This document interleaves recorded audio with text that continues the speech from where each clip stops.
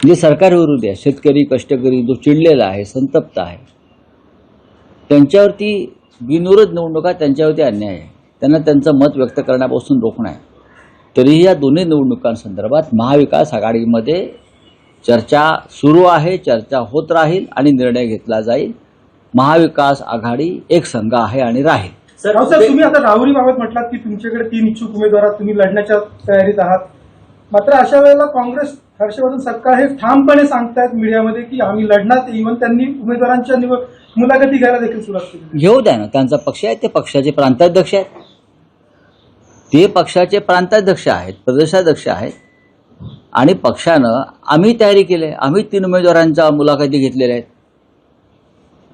प्रत्येकानं कधी कोणावर निवडणूक लढण्याची वेळ येईल राजकारणामध्ये युद्धासारखं असतं, सदैव तयार असलं पाहिजे. कोणाला जबाबदारी पडेल निवडणूक लढण्याची सांगता येत नाही. आम्ही स्वतः आमच्या उमेदवारांशी चर्चा केलेली आहे. आमच्याकडे 3 उमेदवारांशी आम्ही चर्चा केलेली आहे. हर्षवर्धन सकपाळजी जर त्यांचे उमेदवार ठरवून ठेवत असतील तर ही चांगली गोष्ट आहे. आणि राष्ट्रवादी काँग्रेससुद्धा त्यांच्या उमेदवारासंदर्भात चर्चा करते आणि 3 पक्ष मिळून आम्ही निर्णय घेऊ. आमचा निर्णय पक्षप्रमुख घेतील. संसदेमध्ये एक विधेयक मंजूर झालेलं आहे. आंध्राची राजधानी ही अमरावतीच राहील असं मंजूर झालेलं आहे. हो, पण तो निर्णय राज्य घेतं. माझ्या राज्याची राजधानी कोणती हा निर्णय केंद्र सरकार घेत नाही. महाराष्ट्राची राजधानी कोणती, मुंबई की आणखी काही, कर्नाटकची राजधानी कोणती हा निर्णय आम्ही घेतो, राज्य घेतो. पण आंध्रच्या बाबतीमध्ये त्या संदर्भातलं एक विधेयक आलं संसदेमध्ये. उद्या मुंबईच्या बाबतीत असं विधेयक आणतील हो, काही वेडवाकडं करण्यासाठी, किंवा इतर राज्यांच्या बाबतीत येतील. म्हणून सगळ्या राज्यांनी सावध असायला पाहिजे.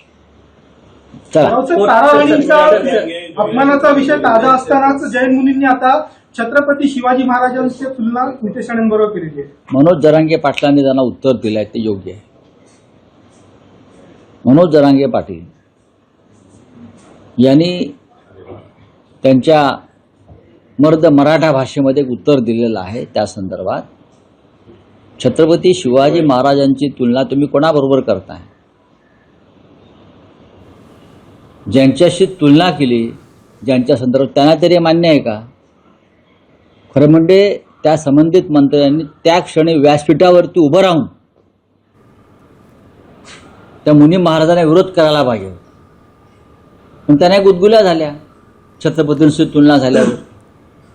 इतर कोणाशी तुलना झाली कोणी केली असती तर हेच महाशय तडातडा वाटाण्यासारखे उडाले असते. पण तुम्ही आपले बाळासाहेब ठाकरेंसारखी शाल वगैरे घेऊन कोणीतरी दाखवलं मला, मी काय पाहत नाही, हे पहा काय.